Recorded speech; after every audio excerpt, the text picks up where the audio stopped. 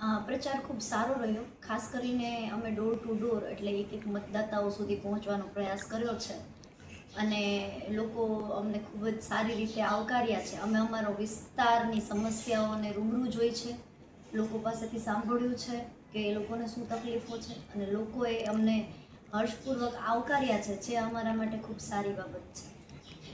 દરેક જગ્યાએ અમને લોકો તરફથી એ સાંભળવા મળ્યું છે કે અત્યાર સુધી કોઈ એમને સાંભળ્યા નથી કે કોઈ એમના સુધી આવ્યું નથી, ખાસ કરીને એમની સમસ્યાઓનું કોઈ સોલ્યુશન થયું નથી.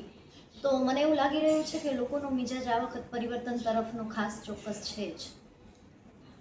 અમારું વિઝન, અમારો મેનિફેસ્ટો તો બહાર પડ્યો જ છે, પણ અમારું ખાસ કરીને વોર્ડ નંબર 9ના અમારા તમામ ઉમેદવારોનું વિઝન છે કે અમારા વિસ્તારની જે પ્રાથમિક સમસ્યાઓ છે, જે ખરેખર તાત્કાલિક ધોરણે સોલ્વ કરવી જરૂરી છે, અમુક જગ્યાએ રોડ, રસ્તાઓ, ગટર અને ખાસ કરીને પીવાનું પાણી, તો અમે સૌથી પહેલાં તો એ સોલ્વ કરવાના પ્રયત્નો કરવા માગીએ છીએ.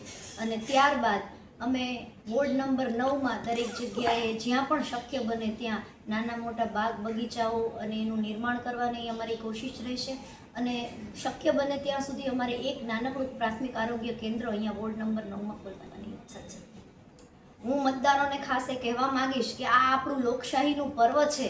જેવી રીતે આપણે અન્ય પર્વો ઉજવતા હોઈએ છીએ, આપણે આપણા તહેવારો ઉજવતા હોઈએ છીએ, એની જેમ આ એક તહેવાર જ છે અને લોકશાહી અંતર્ગત આપણને જે હક મળ્યો છે, આ આપણો અધિકાર છે, એને આપ જરૂરથી સેલિબ્રેટ કરો. દરેક મતદારોને મારી અપીલ છે કે પ્લીઝ વોટ કરવા તો જાઓ જ. અને વોર્ડ નંબર 9ના મતદારોને ખાસ અપીલ છે કે વોર્ડ નંબર 9માં અમારી આમ આદમી પાર્ટીની પેનલ ટુ પેનલ ખૂબ જંગી બહુમતીથી જીતાડો.